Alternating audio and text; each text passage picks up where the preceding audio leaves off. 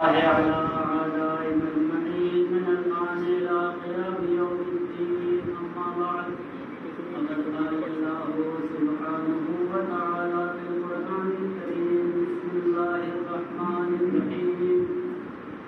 وإذ قال ربك للملائكة إني جاعل في الأرض خليفة قالوا أتجعل فيها من يفسد فيها ويسفك الدماء ونحن نسبح ونقدس لك قال إني أعلم ما لا تعلمون.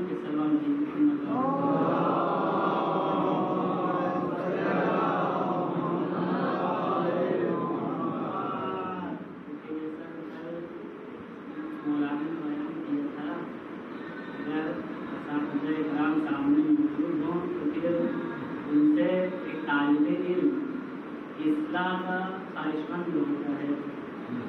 یہ بالکل اسی طریقے سے جس طریقے سے روایات میں ملتا ہے کہ جناب زہرا سلام اللہ علیہ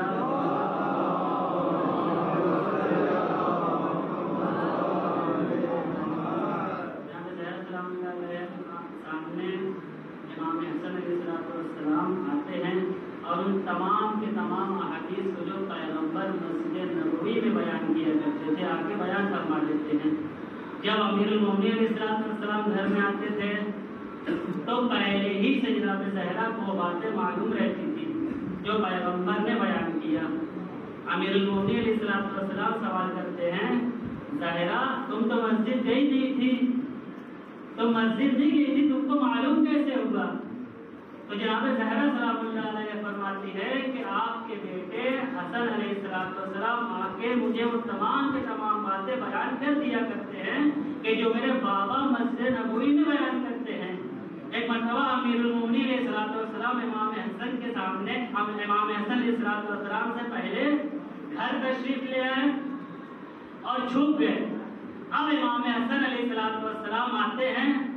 آنے کے بعد ایک مرتبہ جب بیان کرنا شروع کرتے ہیں تو اب آج امام حسن علیہ السلام کی زبان میں لکنت ہے. جیسے ہی لکنت کا آنا تھا جناب زہرا فرماتی ہیں کہ بیٹا تمہاری زبان آج لکنت کیوں کر رہی ہے؟ امام حسن علیہ السلام جواب دیتے ہیں: مجھے ایسا معلوم ہوتا ہے کہ کوئی بڑا میرے کلام کو سن رہا ہے.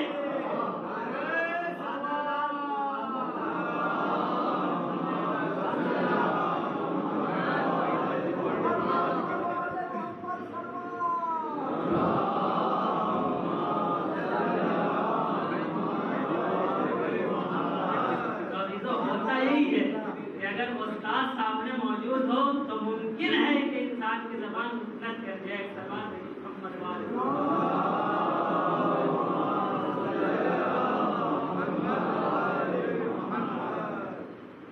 سب سے پہلے اس آیت کریمہ کی ہم نے تلاوت کیا ہے، اس کے بارے میں اس آیت کے بارے میں آپ نے انشاءاللہ مختلف مجلسیں سنی ہوں گی.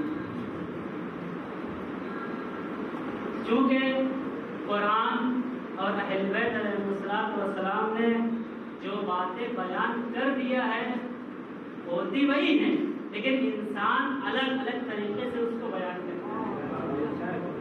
آگے کی ساری چیزیں ہوتی یہی ہیں.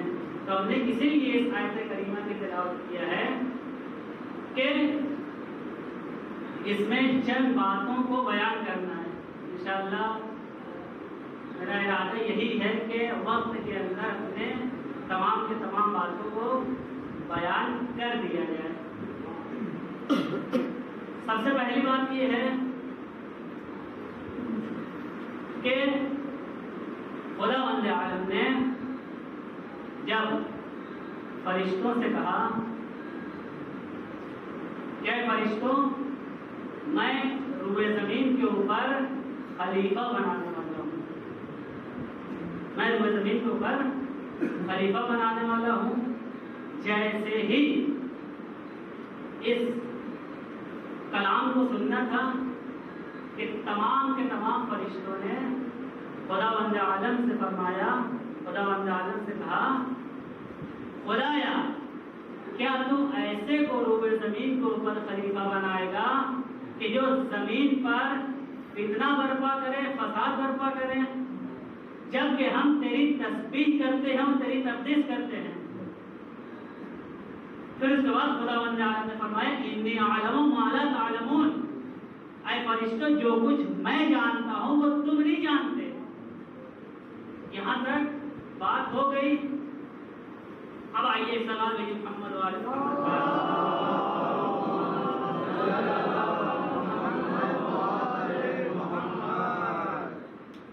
خداوند عالم نے پہلی چیز، خداوند عالم نے جناب آدم کو کیوں پیدا کیا؟ خداوند عالم نے جناب آدم علیہ السلام کو کیوں پیدا کیا؟ دوسرا سوال یہ ہے کہ جناب آدم علیہ السلام کو فرشتوں سے مقابلہ کیوں کروایا؟ تیسرا سوال یہ ہے کہ وہ کیا وجہ تھی، کیا سبب تھا، کیا ریزن تھا کہ جس کی وجہ سے جناب آدم علیہ السلام ترک اولا ان سے صادر ہوا؟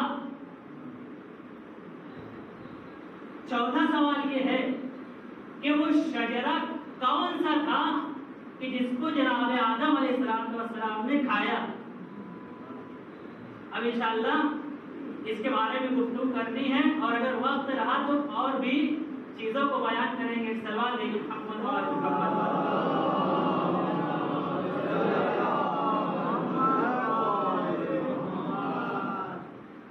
روایات اور تواریخ کی کتابوں میں ملتا ہے کہ جناب آدم علیہ السلام سے پہلے دنیا میں نسناس اور جنات رہا کرتے تھے۔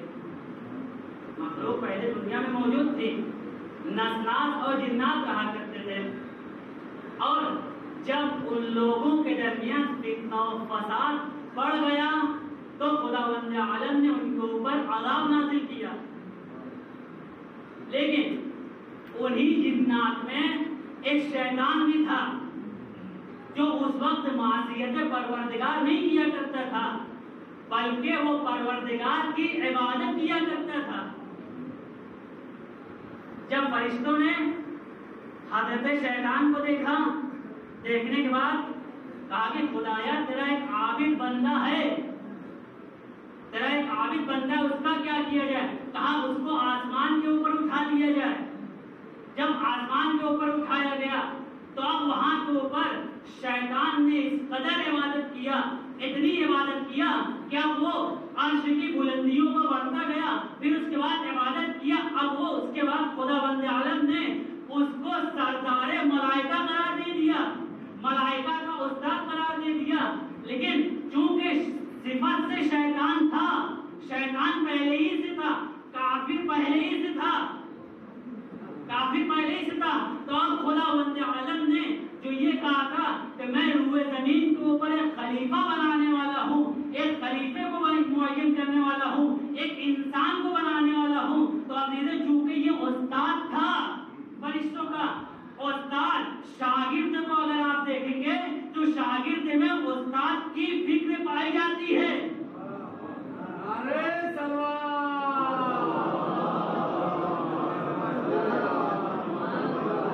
شاگرد میں استاد کی فکر پائی جاتی ہے۔ اب جیسے ہی خداوند عالم نے کہا میں روئے زمین کے اوپر ایک خلیفہ بنانے والا ہوں، شیطان کے ساتھ ساتھ فرشتوں نے بھی اعتراض کیا، فرشتوں نے بھی اعتراض کر دیا۔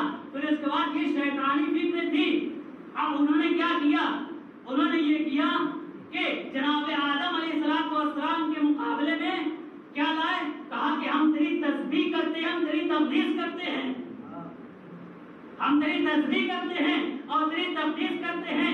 دوسری زبان میں یہ کہہ دیا جائے کہ پروردگار تو روئے زمین کے اوپر کیوں خلیفہ بنا رہا ہے جبکہ ہم تیری عبادت کرتے ہیں؟ ایک مرتبہ خداوند عالم نے کہا کہ دیکھو میں اس کو بنا رہا ہوں، انی اعلم ما لا تعلمون، دیکھو جو میرا علم ہے وہ تم نہیں جانتے، یعنی اے فرشتوں تم تسبیح و تقدیس کرتے ہو لیکن کبھی علم کے مقابلے میں نہیں لانا کسی کو۔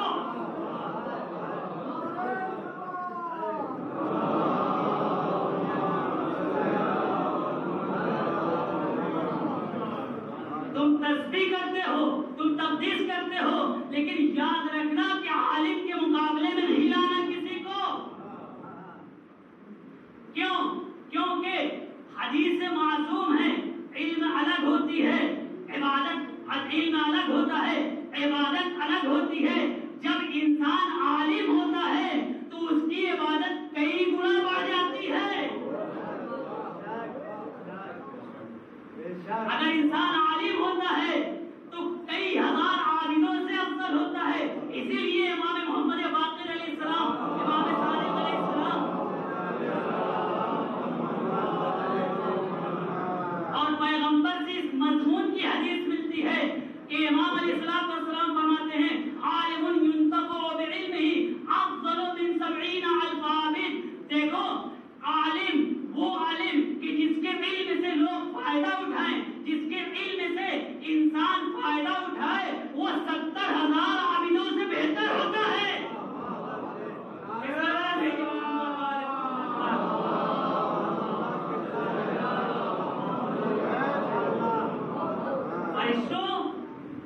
تم علم کے مقابلے میں اپنی عبادت کو لا رہے ہو، تھوڑا انتظار کرو۔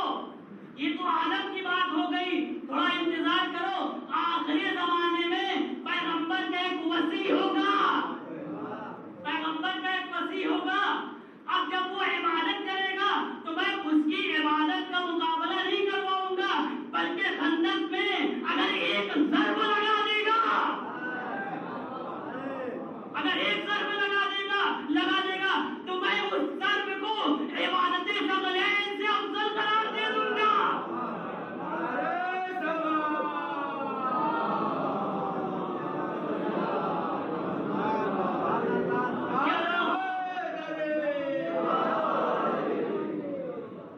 عبادت ثقلین سے افضل، علی کی جب ایک ضربت عبادت ثقلین سے افضل ہو جاتی ہے، تب علی کی نماز کا کیا عالم ہوگا؟ اور تم نے میرے بنائے ہوئے خلیفہ پہ اعتراض کیا تھا اور بیچ میں اپنی عبادت کو لائے تھے، تم نے غرور کیا، اسی لیے ہم نے روکے رکھا تھا اس کو مقابلے میں لانے کے لیے، اسی لیے ہم نے روکے رکھا تھا کہ دیکھو آخری زمانے میں پیغمبر کا وصیہ آئے گا، جب وہ عبادت کرے گا تو اتنی عبادت کرے گا، اتنی عبادت کرے گا، اس قدر اس کی عبادت میں وزن ہوگا، اس قدر اس کی عبادت میں وزن ہوگا، اس قدر اس کی عبادت میں وزن ہوگا کہ تم آدم علیہ السلام کو جو سجدہ کر رہے ہو وہ علی کے صدقے میں کر رہے ہو۔ وجہ کیا بیان کی تھی؟ اب دیکھیے جہاں کے اوپر صلوات بھیجیے محمد وآل محمد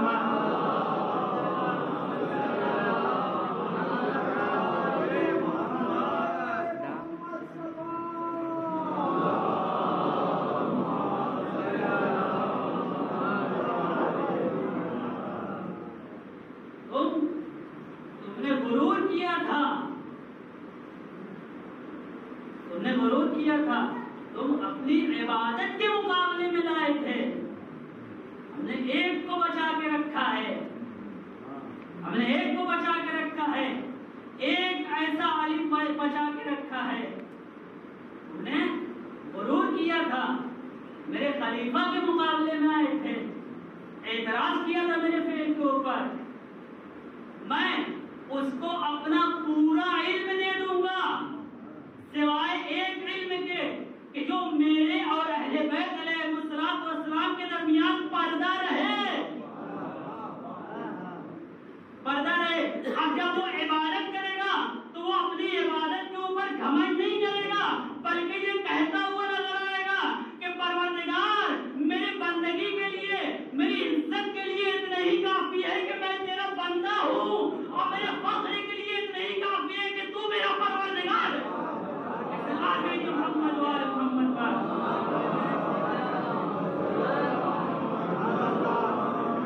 علی اتنی عبادت کیا کرتے تھے، لیکن اس کے باوجود بھی کبھی فخر نہیں کیا، بلکہ ہمیشہ ایک عبد کی طرح، ایک غلام کی طرح رہا کرتے تھے۔ تو جن فرشتوں نے اعتراض کیا خداوند عالم نے اس بیت کے اوپر اعتراض کیا. خداوند عالم نے کیا فرمایا؟ انی اعلم ما لا تعلمون، جو میں جانتا ہوں وہ تم نہیں جانتے. اب یہاں سے چونکہ احادیث بہت زیادہ ہے اس سلسلے میں، انشاءاللہ میں ایک دو حدیثوں کو پڑھوں گا، یعنی تقریباً کئی حدیثوں کا خلاصہ ہے. اور یہ حدیثیں جو ہم پڑھیں گے وہ بہار الانوار کی 11ویں جلد سے، اور پھر اس کے بعد موضوعۃ الامام الحسین علیہ السلام کی 19ویں جلد سے. دو کتابوں سے پڑھ رہے، اس میں مختلف حدیث ہے. ایک اور سوال ہے،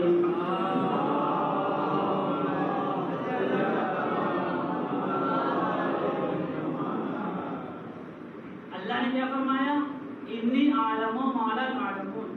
اب علماء نے یہاں کے اوپر اشارہ کیا ہے کہ خداوند عالم نے جو کہا انی اعلم ما لا تعلمون، یہاں کے اوپر شیطان کو الگ کرنا تھا، شیطان کو جدا کرنا تھا، کیونکہ فرشتے سمجھ رہے تھے کہ شیطان بھی فرشتہ ہے. وجہ کیا تھی؟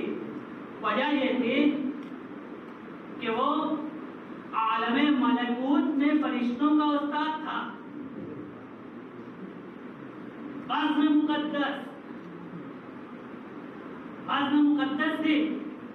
اس وجہ سے فرشتے ابھی تک سمجھ نہیں رہے تھے. اللہ نے جناب آدم علیہ السلام کو خلیفہ بنایا.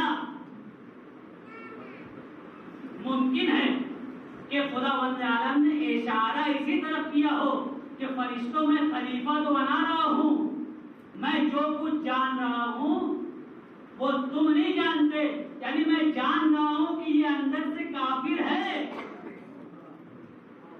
لیکن اس کا کفر کیسے پتا چلے گا؟ اس کا کفر کیسے پتا چلے گا کہ یہ کافر ہے؟ تو قرآن نے دوسری جگہ کے اوپر فرمایا ہے کانا من الجن، کہ شیطان جناتوں میں سے تھا. وَكَانَ مِنَ الْكَافِرِينَ، یہ پہلے ہی سے کافر تھا. لیکن یہ پتا کیسے چلے کہ پہلے ہی سے کافر ہے؟ کہا کہ اب ہم امتحان لیں گے اور امتحان میں سمجھ میں آئے گا کہ یہ پہلے ہی سے کافر تھا یا نہیں تھا. تب خداوند عالم نے جب امتحان لینا شروع کیا تو کہا کہ میں روئے زمین کے اوپر خلیفہ بناؤں گا. اب جیسے ہی خلیفہ بننے کا نام آیا، باسمتی مقدس یاد رکھیے گا، باسمتی مقدس عالم ملکوت میں تھا، مقدس باسمتی، لیکن جب اس کی منافقت کے اس کے چہرے کے اوپر جو منافقت کا پردہ پڑا ہوا تھا، جب خداوند عالم نے چاہا کہ اس کو ہٹا دیا جائے تو کہا کہ میں روئے زمین کے اوپر خلیفہ بنانے والا ہوں. یعنی خلیفہ ایک ایسی چیز ہے، ایک ایسا معیار ہے کہ جس کے ذریعے سے خداوند عالم نفاق کے چہرے کو اتار دیتا ہے.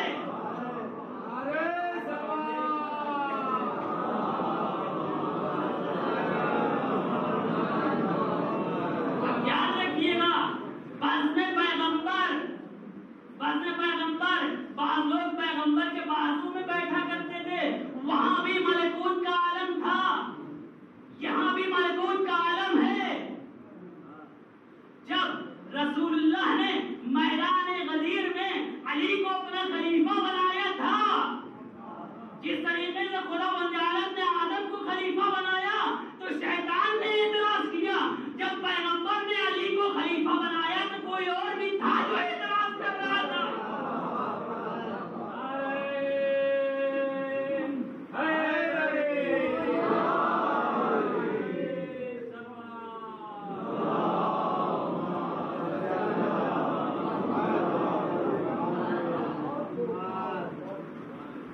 جب نفاق کو پہچاننا ہو، وہ تو اس وقت کی بات تھی، ابھی بھی کوئی معیار ہے نفاق کو پہچاننے کا. اب ایک حدیث پیش کر رہے ہیں محمد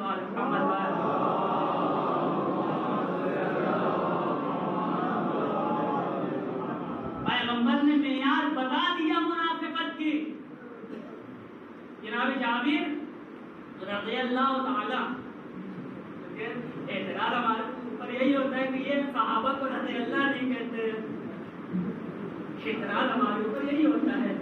اس لیے کیونکہ جو رضی اللہ کہنے کا مستحق ہو اسے رضی اللہ کہا جاتا ہے، اور جو لعنت اللہ کا مستحق ہو. ہمارے یہاں دیکھیں صحابہ کا معیار پیغمبر سے ہے.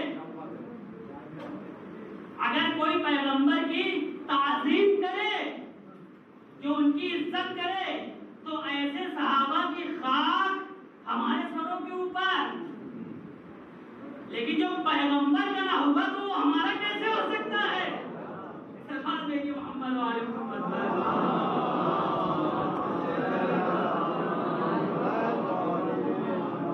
اب اس حدیث کو جناب جابر سے نقل کیا، اور اس حدیث کو سنی علماء نے بھی لکھا ہے اور شیعہ علماء نے بھی لکھا ہے، دونوں نے لکھا ہے، یعنی متفق علیہ حدیث ہے.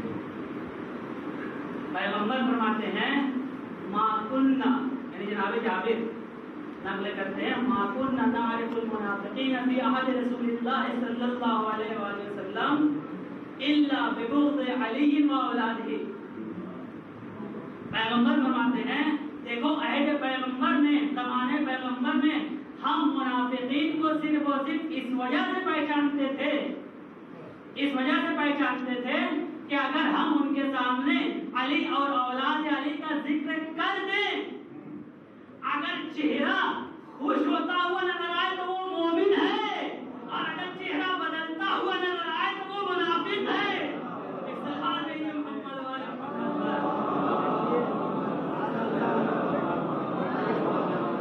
وہ معیار آج بھی ہے. اگر مومن اور منافق کو پہچاننا ہو تو سمجھ لینا صرف اور صرف ذکر علی چھیڑ دینا. اگر چہرہ خوشی سے جھوم اٹھے تو سمجھ لینا مومن ہے، اور اگر چہرہ بگڑ جائے تو سمجھ لینا منافق ہے. محمد والے محمد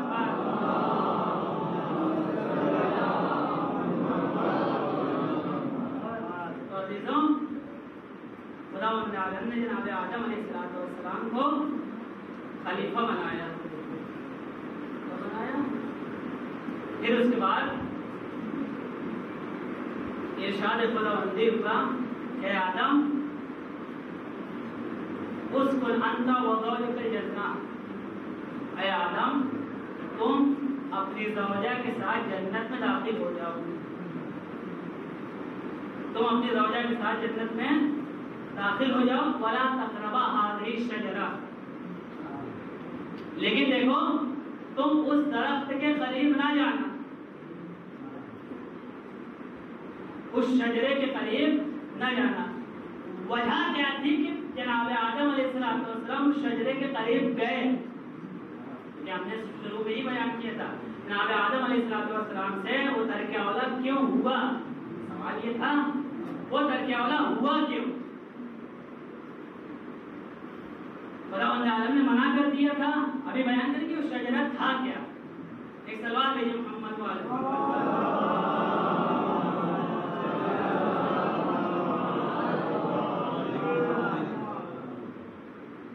جب اللہ نے جناب آدم علیہ السلام کو پیدا کر دیا، وجود بخش دیا، اب یہاں سے جناب امام رضا علیہ السلام سے ایک سوال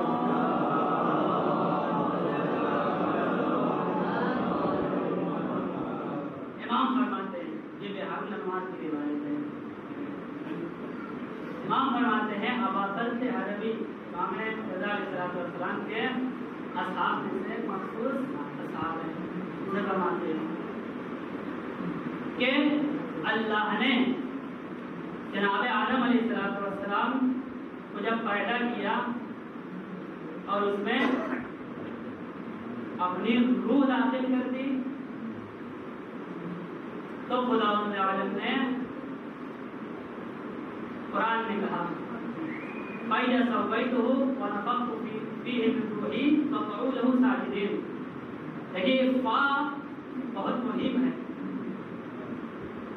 کہ فرشتوں جب میں اس میں اپنی روح داخل کر دوں، اپنی روح میں سے ایک چیز داخل کر دوں، فقعوا له ساجدین، تب تم کو ٹھہرنا نہیں، فوراً سجدے میں گر جانا ہے. من کنت مولا فهذا علی مولا، فقعوا له ساجدین، تم فوراً سجدے میں گر جانا. اب جیسے اس میں ایک بحث ہے کہ وہ روح کیا تھی،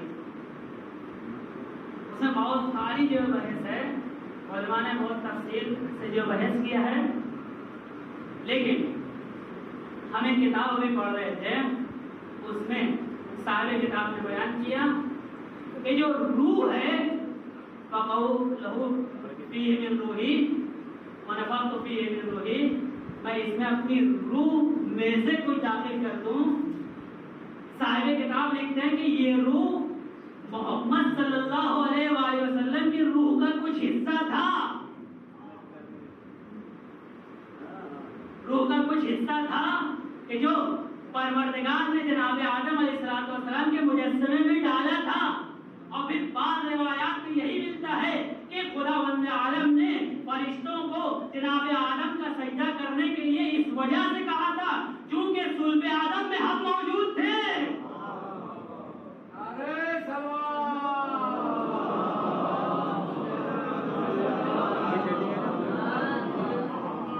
اب آئیے امام رضا علیہ السلام کی حدیث دیکھتے ہیں. جیسے ہی جناب آدم علیہ السلام کو خلق کیا پروردگار نے، ایک مرتبہ جناب آدم علیہ السلام نے روایت کہتی ہے نظر الی ساق العرش، جناب آدم علیہ السلام نے عرش کی طرف نگاہ کیا، ساق عرش کی طرف نگاہ کیا تو وہاں کے اوپر 5 انوار کو دیکھا، 5 انوار کو دیکھا. پھر اس کے بعد 5 انوار کو دیکھنے کے بعد کہا پروردگار یہ کون ہے، پروردگار یہ کون ہے. ایک مرتبہ خداوند عالم نے فرشتوں کو حکم دیا ہے فرشتوں تم پردے کو ہٹا دو، عرش کے پردے کو ہٹا دو. جیسے ہی پردہ ہٹا ہے ویسے ہی جناب آدم علیہ السلام کی نے پنجتن پاک کی زیارت کیا، پنجتن پاک علیہ السلام کی زیارت کیا. اب جیسے ہی زیارت کیا فوراً جناب آدم علیہ السلام فرماتے ہیں خدایا میں تجھے تیری عزت کی قسم دے رہا ہوں، میں تجھے تیری عزت کی قسم دے رہا ہوں اور پھر اس کے بعد تجھ سے سوال کر رہا ہوں ان ہستیوں کے ذریعے سے کہ تیرے نزدیک جو ان کا مقام ہے اس مقام کے ذریعے سے سوال کر رہا ہوں کہ ان کے اسماء مجھے بتا دے، ان کے اسماء مجھے بتا دے. اب جیسے ہی خداوند عالم نے جناب آدم علیہ السلام کی اس بات کو سنا فوراً کہا آدم میں تم کو بیان تو کر دوں گا لیکن یہ اسماء میرے اور تمہارے درمیان ایک راز رہنا چاہیے، ایک راز رہنا چاہیے. جناب آدم علیہ السلام نے کہا کہ ٹھیک ہے. اب پھر اس کے بعد خداوند عالم نے پھر جناب آدم علیہ السلام سے فرمایا اے آدم یہ وہ ہستیاں ہیں کہ جن کو میں نے پیدا کیا اور ان کے ناموں کو اپنے نام سے مخصوص کر دیا، ان کے ناموں کو اپنے نام سے مخصوص کر دیا. اے آدم یہ میں حمد ہوں اور یہ محمد ہے، میں علی ہوں،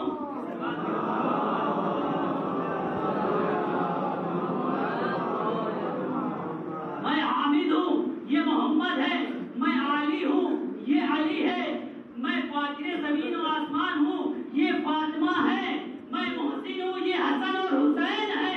ایک سوال ہے جو محمد والے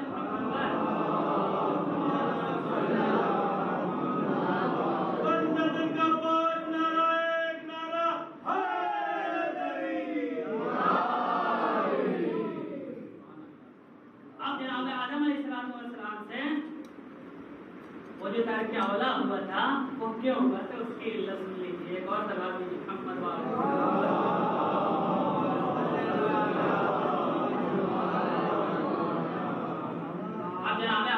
अलैहिस्सलाम ने जब ये देखा کہ ایک خیال جناب آدم کے ذہن میں آیا، ہم ذہنی کہہ سکتے ہیں، دل کہہ سکتے ہیں، دل میں آیا کہ پروردگار نے ان کو اتنی منزلت دیا، ان کو اتنی منزلت دیا،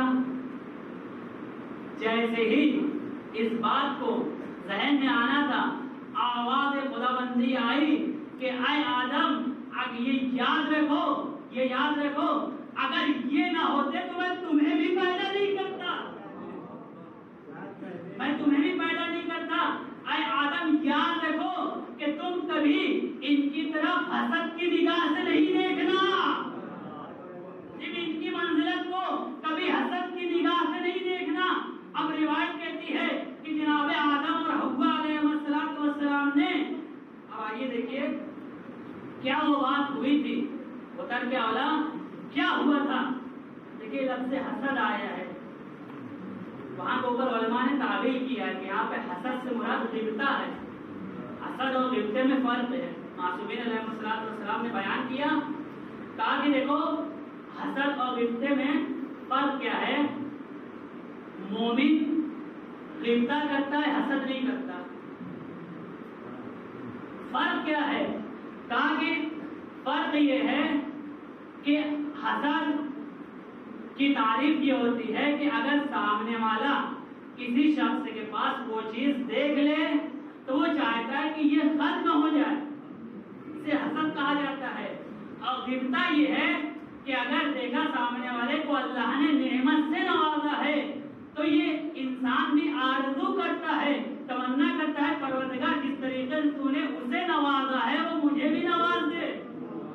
یہ حسد اور غبطے میں فرق، لیکن چونکہ روایت میں لفظ حسد آیا ہے اس سے مراد آپ غبطہ ہی لیجیے گا، غبطہ ہی لیجیے گا، چونکہ روایت میں آیا ہے۔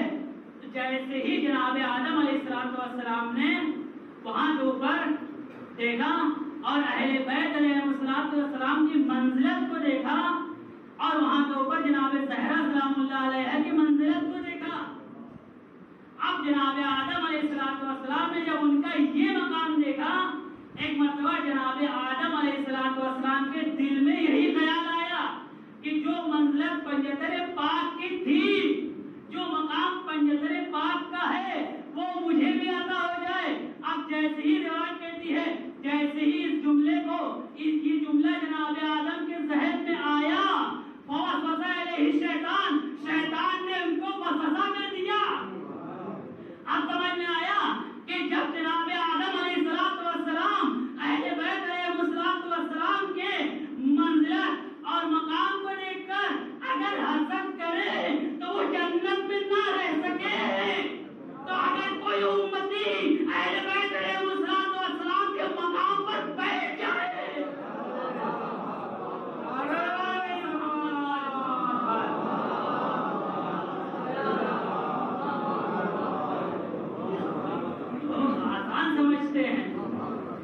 بہت ہلکے میں لیے رہتے ہیں اہل بیت علیہ السلام کو، یہ بھی حق پر تھے وہ بھی حق پر تھے۔ یہ آپ نے دیکھا ہے گندگی اور پاکیزگی ایک ساتھ جمع ہو سکتی ہے؟ نہیں ہو سکتی۔ تو عزیزوں اب جیسے ہی جناب آدم علیہ السلام کے ذہن میں یہ بات آئی، شیطان نے وسوسہ کیا، جس کا نتیجہ یہ ہوا کہ جناب آدم اور جناب حوا علیہ السلام اس درخت کے پاس گئے۔ اب ہم نے ایک سوال یہ کیا تھا کہ وہ شجرہ کیا تھا، شجرہ کیا تھا۔ اب اس میں شجرے کے بارے میں بہت ساری حدیثیں ہیں۔ بعض لوگوں نے کہا کہ وہ گندم کا درخت تھا، بعض لوگوں نے کہا وہ زیتون کا درخت تھا، بعض لوگوں نے کہا کہ وہ انگور کا درخت تھا، اور بعض لوگوں نے کہا کہ وہ کافور کا درخت تھا، اور ایسے ہی کسی نے نہیں کہا ہے، روایات میں وارد ہوا ہے۔ بعض لوگوں نے کہا کہ وہ درخت حسد تھا، بعض لوگوں نے کہا کہ یہ درخت مخصوص تھا علم آل محمد علیہ السلام سے، شجرۃ العلم تھا، جو مخصوص تھا محمد اور آل محمد علیہ السلام سے کہ جو جناب محمد اور آل محمد کے علاوہ کوئی دوسرا نہیں کھا سکتا تھا سوائے اذن پروردگار سے، سوائے پروردگار کی اجازت سے۔ اس درخت کی خصوصیت کیا تھی؟ اس درخت کی خصوصیت کیا تھی؟ اس درخت کی صفت کیا تھی؟ اس درخت، اب حدیث کے جملہ بیان کر رہے ہیں، اس درخت کی خصوصیت اور اس درخت کی حقیقت یہ تھی کیونکہ وہ آل محمد علیہ السلام کے علم سے مخصوص تھا، جو اولین و آخرین میں سے جو بھی پروردگار کی اجازت سے اس درخت سے کھا لیتا تھا وہ اولین و آخرین کا عالم ہو جاتا تھا۔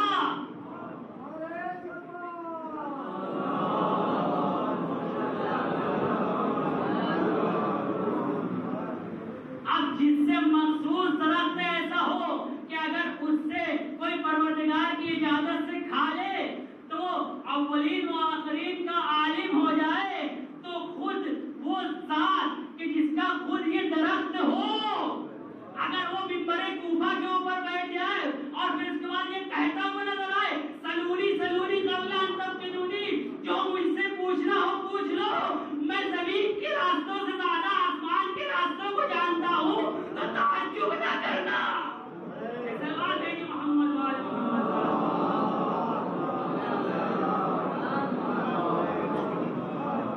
ایک اور سلام ہے کہ محمد والے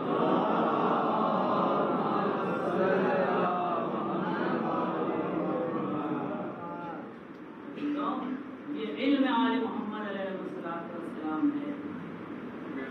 اب جب جناب آدم علیہ السلام نے اس درخت سے کھا لیا، اتنا کھایا ہم نے روایت نہیں پڑھا، ممکن ہے کہ یہ روایت میں ہو لیکن چونکہ ہم نے نہیں پڑھا ہے لہذا ہم اس کی مقدار نہیں بیان کر سکتے۔ آپ لوگ مولانا سے رجوع کریے گا۔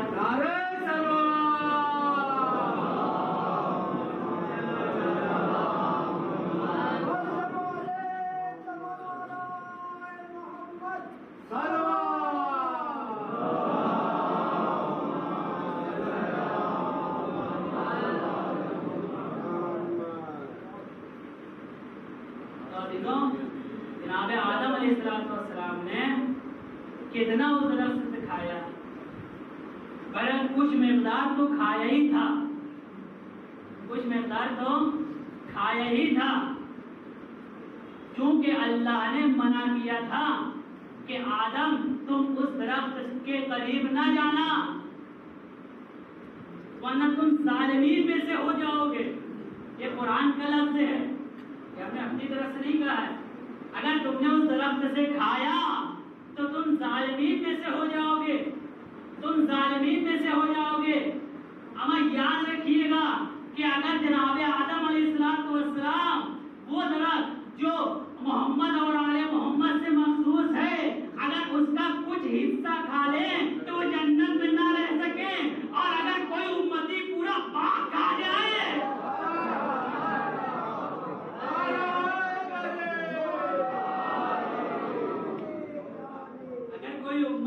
امتی آ کر پورا باغ ہی کھا جائے تو پھر وہ جنت میں کیسے جا سکتا ہے؟ جب جناب آدم ظالمین میں سے شمار ہو سکتے ہیں تو یہ ظالمین کا باپ ہوگا۔ سلام ہے کہ محمد والے محمد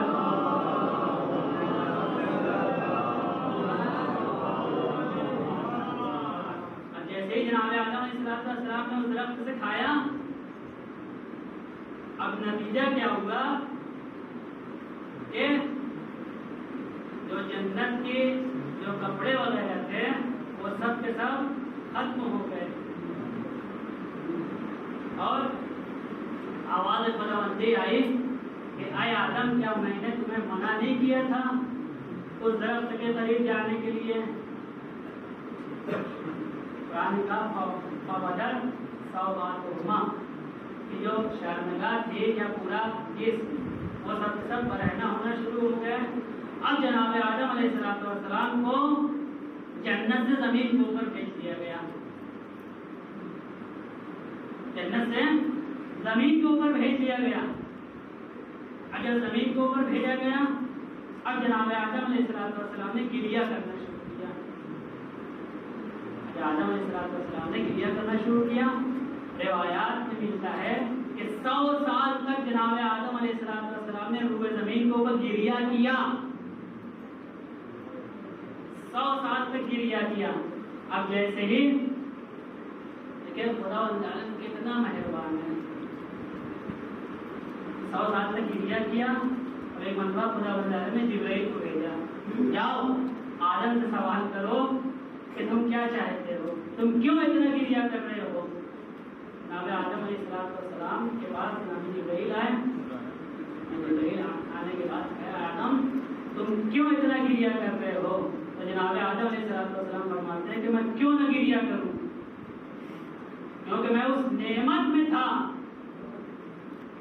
اس نعمت سے اس رنج و علم میں آ گیا ہوں، دار دنیا میں آ گیا ہوں، تکلیف میں آ گیا ہوں.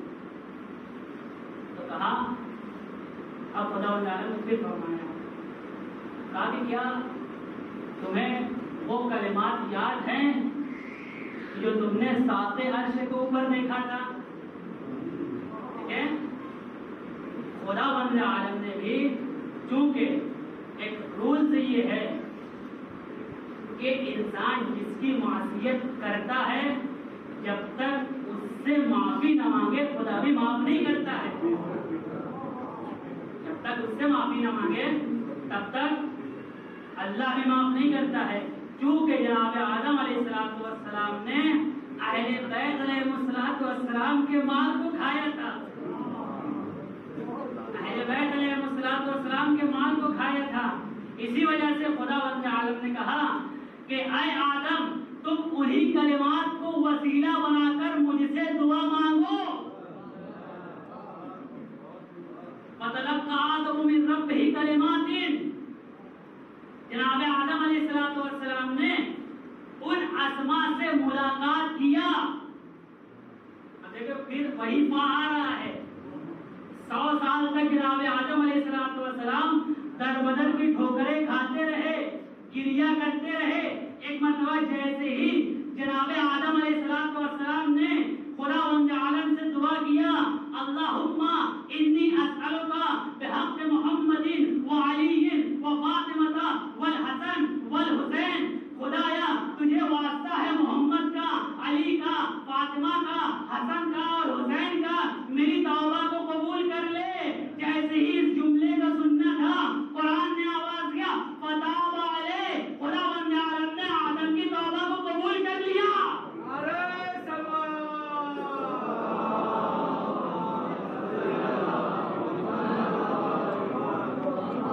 جب ابو البشر آدم علیہ السلام کی توبہ بغیر پنجتن کو وسیلہ بنائے ہوئے قبول نہیں ہوئی تو کسی امتی کی توبہ کیسے قبول ہو جائے گی؟ ایک سوال ہے محمد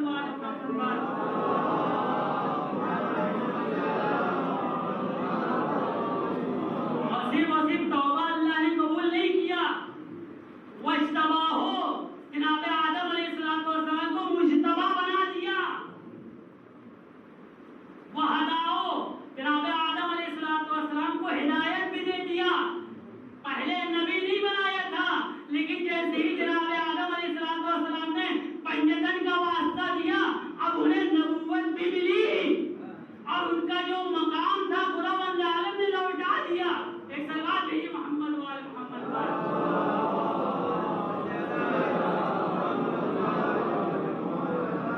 آسان سمجھتا ہے مقام اہل بیت علیہ السلام کو. اب روایت میں یہ بھی ملتا ہے کہ جناب آدم علیہ السلام نے جیسے ہی حضرت پاک علیہ السلام کا ذکر کیا، ان کا وسیلہ دیا، جب اس میں امام حسین علیہ السلام کے اوپر پہنچتے ہیں تو ان کے دل میں ایک غم طاری ہو جاتا ہے. جناب آدم علیہ السلام غمگین ہو جاتے ہیں. ایک مرتبہ جبرائیل سے سوال کرتے ہیں، اے جبرائیل میں نے حسین کے علاوہ लिया तो मुझे खुशी हासिल हुई, लेकिन जैसे ही लफ्ज़ हुसैन को मैंने सुना है तो मेरे दिल में ये कैसी कैफियत पैदा हो गई है। एक मर्तबा जनाब जिब्रील फरमाते हैं, जानते हो आदम ये हुसैन कौन है? ये तुम्हारी नस्ल से आने वाले ज़हरा वली के लाल होंगे, ज़हरा वली के लाल होंगे कि जो ज़मीन करबला के ऊपर उनको रुला रुला के शहीद किया जाएगा।